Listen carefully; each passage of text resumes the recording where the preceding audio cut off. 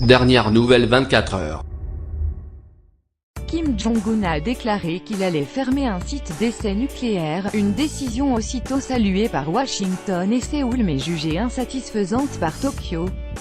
Le Monde 21/4/2018 à minuit 52 mis à jour le 21/4/2018 à 5h23 par Philippe Mesmer, Tokyo Correspondance, dans une résolution consacrée à « la grande victoire de la ligne de suivi simultané du développement économique et de la construction d'une force nucléaire », Pyongyang signale son intention de « démanteler le site d'essai nucléaire situé dans le nord du pays pour démontrer de manière transparente la suspension des tests nucléaires ».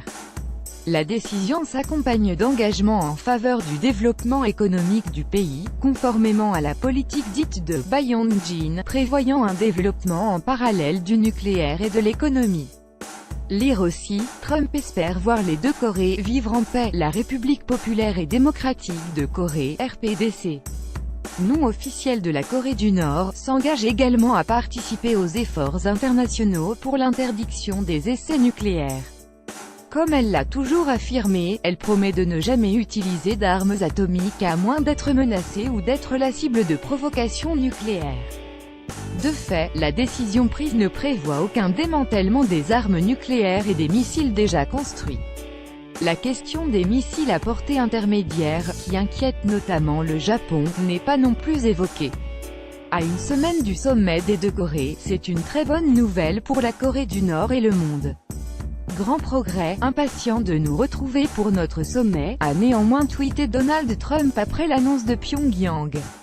La Maison-Bleue, la présidence sud-coréenne, a pour sa part salué « une avancée significative à même de créer un environnement positif pour les sommets à venir ».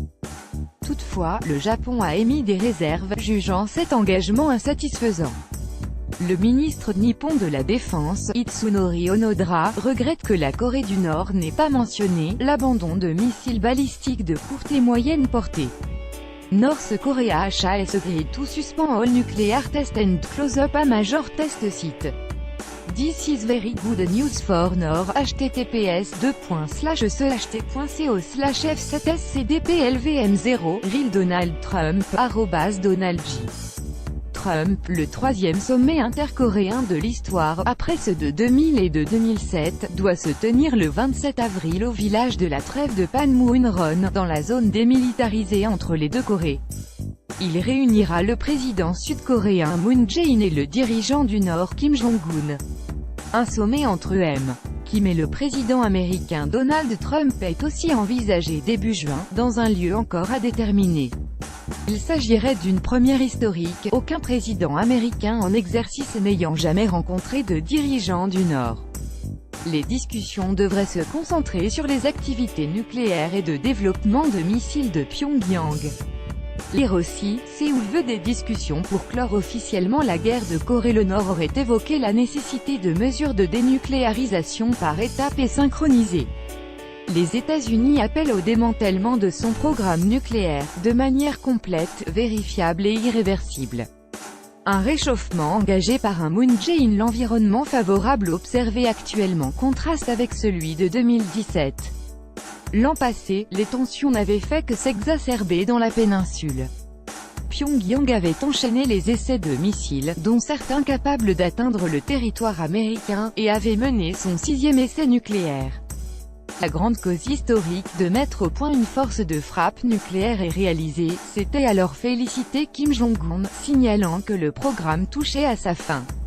Lire aussi, le grand dessein du régime de Kim Jong-un se dévoile. En réponse, l'administration Trump avait tout fait pour que les sanctions les plus fermes soient imposées par le Conseil de sécurité des Nations Unies, ONU, au régime nord-coréen et elle avait multiplié les déclarations menaçantes. À l'époque, rappelait le 19 avril M. Moon, l'ombre de la guerre menaçait la péninsule coréenne. Le changement a été amorcé par le discours du Nouvel An de Kim Jong-un qui a ouvert la voie au dialogue. La reprise des discussions a été facilitée par les efforts de Moon Jae-in, qui a toujours plaidé en faveur des négociations. Depuis, les rencontres symboliques se multiplient. La sœur de Kim Jong-un, Kim Yo-jong, a ainsi participé, le 9 février, à la cérémonie d'ouverture des Jeux Olympiques de Pyeongchang, en Corée du Sud. Début mars, une délégation du Sud menée par le conseiller à la sécurité nationale Chung Eui-yong s'est rendue à Pyongyang. C'est à cette occasion que les sommets ont été évoqués. Parvenant à un traité de paix, M. Chung a également négocié la mise en place de la première ligne de communication directe entre les bureaux de Moon Jae-in et ceux de Kim Jong-un.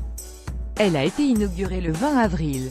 D'après la Maison Bleue, la présidence sud-coréenne, Moon et Kim devraient s'entretenir par ce biais avant leur sommet.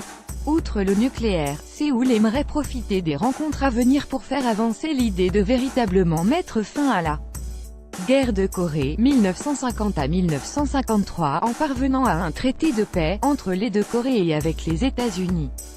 Le conflit s'est en effet arrêté sur un simple armistice signé uniquement par la Corée du Nord et les États-Unis au nom des forces de l'ONU, en l'absence de tous représentants du Sud. Nous devrons faire preuve de beaucoup d'imagination et devrons trouver des solutions innovantes pour faire des sommets un succès et ne pas répéter les erreurs du passé, a déclaré M. Moon. Nous aimerions assurément assister à la fin officielle de l'armistice. C'est quelque chose que nous soutiendrons, déclarait le même jour la porte-parole du secrétariat d'État américain Heather Nauert.